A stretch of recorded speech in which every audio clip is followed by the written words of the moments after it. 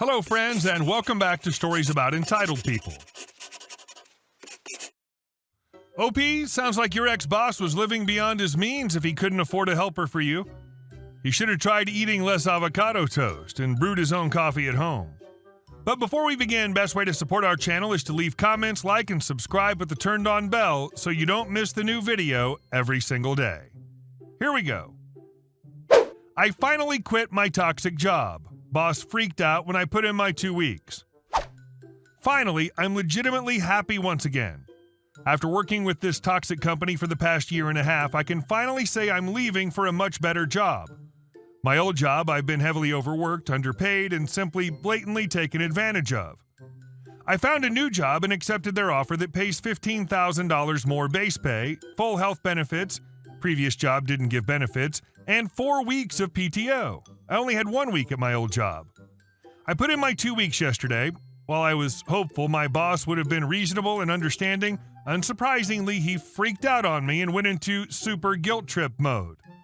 He basically got legitimately angry at me because apparently 2 weeks is unacceptable and not enough time to find a replacement. We're a tiny team and I'm the only one who knows how to run most of our machines, among other things. He did the usual guilt-tripping thing of begging me to stay until the end of the year and whatnot. Not once did he offer any form of increased compensation. The part that bugged me was he literally said, "Well, OP, if you're leaving, then that means nobody else cares and I should just fire everyone else and shut the company down."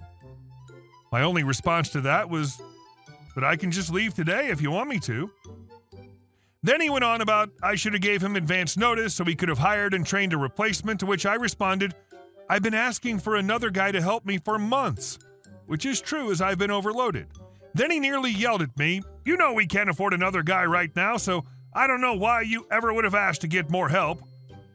If that's not a textbook contradiction, then I don't know what is. He stormed off and slammed the door after that, then came back a few minutes later with more guilt tripping before he stormed off again. He texted me later in a more calm demeanor, but haven't seen him face to face since. Nothing he says will ever convince me that he's not a total a-hole. The only thing I'm going to miss at my old job is my coworkers. We were a small team and we all got along great. Just unfortunate the boss/owner doesn't realize the harm he's done.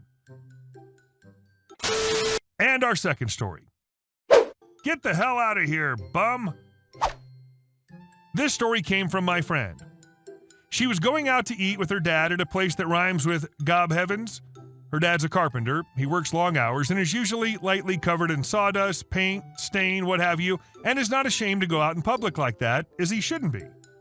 She, on the other hand, always dresses nice, not expensive, but she puts effort into looking good, at least business casual. They also both have very dark senses of humor. So they get to a table, and as they're being seated, she sees a friend and goes to talk to her. They talk for a minute when someone pokes her on the shoulder. A woman, Karen, is standing there and asks if she's a manager. She's dressed nice and is talking to a customer, standing like a manager would. She decides to just play dumb and ask what's wrong. The lady then proceeds to tell her there's a homeless man who just wandered over to a seat and sat down near her. She looks over the Karen and sees her dad. She smiles inside and decides to be extra evil and explain she can't do anything about it. If he's a paying customer and has a shirt and shoes, then he has to be allowed in, acting like she has no power. She says you could go talk to him, maybe ask him to move. Just seeing how far/crazy this lady's willing to take it. The Karen's face lights up. The chance to yell at a homeless person with no ramifications?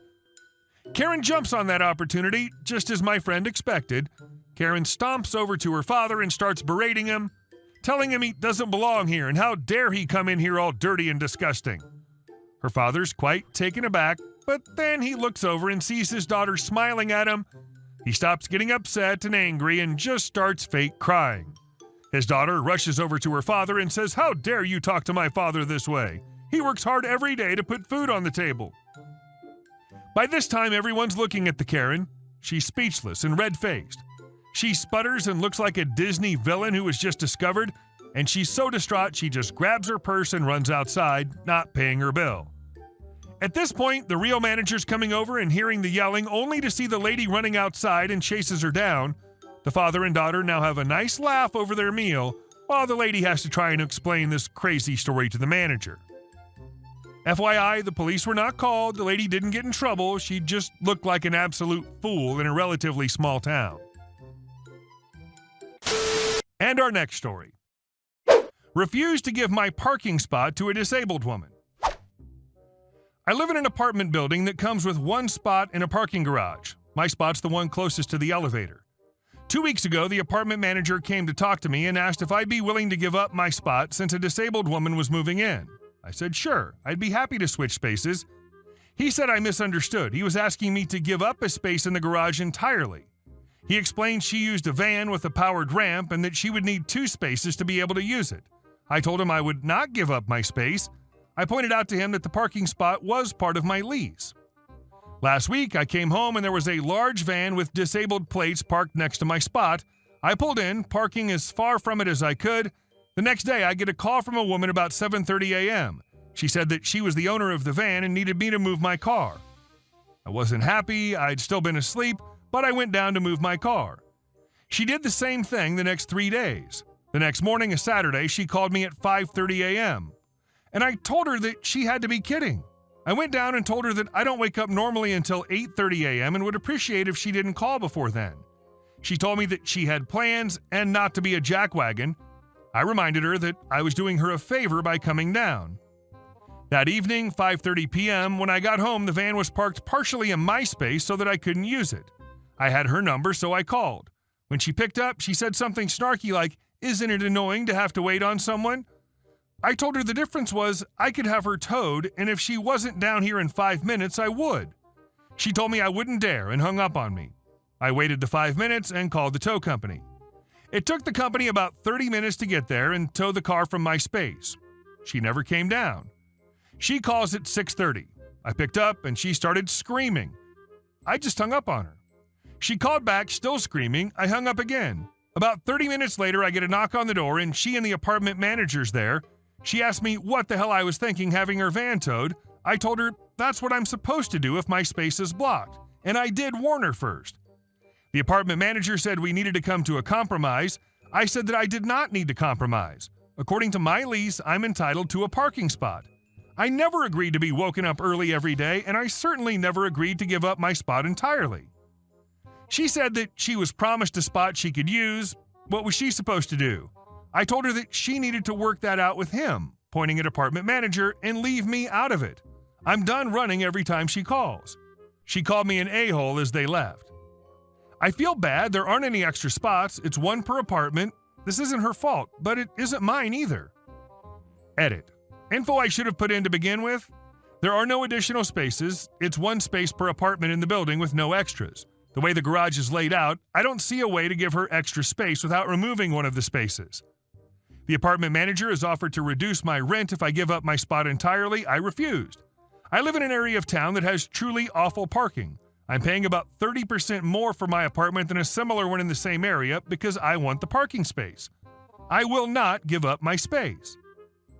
Update. The van's back, but now she's backing into the spot, so the ramp is next to the parking space on her other side from me. There's a car parked in that spot. My guess is she's doing to that person what she did with me. But I don't know that for sure. The other person might have agreed to it. And our last story. Armageddon HOA Karen. Hello, everyone. I want to share my story here. It's as amusing as it is morally appalling, but I think you'll enjoy it. I'm not from the USA, so pardon my English, but Dota tournaments taught me languages and curses from all over the world, so I think we'll understand each other. So the story will be about my father and me, as well as about a stupid bee from the HOA, who I'll call Karen as per tradition. My father isn't the nicest person. He abandoned me when I was just a child at the age of 9 and started a new family. Later, I understood that he did it again. This time, his new wife took almost all his money through a court battle, and I think he deserved it. What saddens me is that my mother didn't do the same, as she was a kind and caring woman. Well, not about that now. When my father retired, he retrieved money from an offshore account that he had hidden away and bought a house with a small piece of land. He was part of the local equivalent of an HOA, but at the time of purchase, the HOA only existed on paper. Essentially, it was inactive and collected only minimal fees for territory upkeep, but that changed over time. my father was diagnosed with lung cancer. Since I was the only relative who cared enough not to avoid him entirely, I decided to come and take care of him in his final years, plus get some free housing. Sometime before this, about a year earlier, I had a motorcycle accident and injured my back. It turned out that I could move short distances, but if I needed to go further than the yard, I had to use a wheelchair to avoid excruciating pain. My wheelchair was foldable and stored in the car's trunk. Getting to the trunk from the car wasn't a big deal. Sometimes I didn't even fold the wheelchair and carried it to the house from the driveway. So with my girlfriend, I moved in with my father, and by that time the HOA had gained its power. A condescending B-word became the president of the HOA and started implementing new rules, as well as adding her friends as assistants. Our first encounter happened near a store when I parked in a disabled spot. K. Hey, you a-hole! I know that disabled sign on the car belongs to you. Me. Lady, who cares if I ride my father's wheelchair? Go to hell. I stood on the back wheels in front of her, went down, and rolled into the store in my wheelchair. When I left the store, Karen was gone, and there was an officer by my car. Officer, the lady said you're pretending to be disabled to park here. It's a small store, and the disabled parking spot's literally 2 meters closer than the regular one. Me. I pulled out my ID and showed it to the officer, explaining that Karen was just a crazy person who berated me for no reason. The officer apologized, and that was the end of it. Nope, the next time I drove home, took the wheelchair and grocery bag since my girlfriend was on her shift, Karen drove by, saw me, got out of her car, and started yelling. Oh, that officer didn't teach you not to pretend to be disabled, you B-word? So I'm gonna do it now. She approached me, pulled out a pepper spray can, and sprayed it in my face. I barely had time to say anything before she flipped my wheelchair with me in it. I was disoriented, but the fall was relatively soft. My father saw it and pressed the emergency button to call the police. Karen kept shouting for about 5 minutes. I only caught B-word, HOA, and I'll sue you in her rant. It felt like an eternity until I heard sirens. The officers arrived, and I decided to pretend I couldn't stand up because Karen knocked me off the chair. I asked for an ambulance. Despite my burning eyes and face, everything else was not that bad. I accused Karen and got a restraining order against her, not allowing her to come within 800 meters of me. So she had to move to a different area and pay me compensation to avoid jail. I think it was a fair trade. Hey guys, thank you all for watching the video. I'll see you in the next one.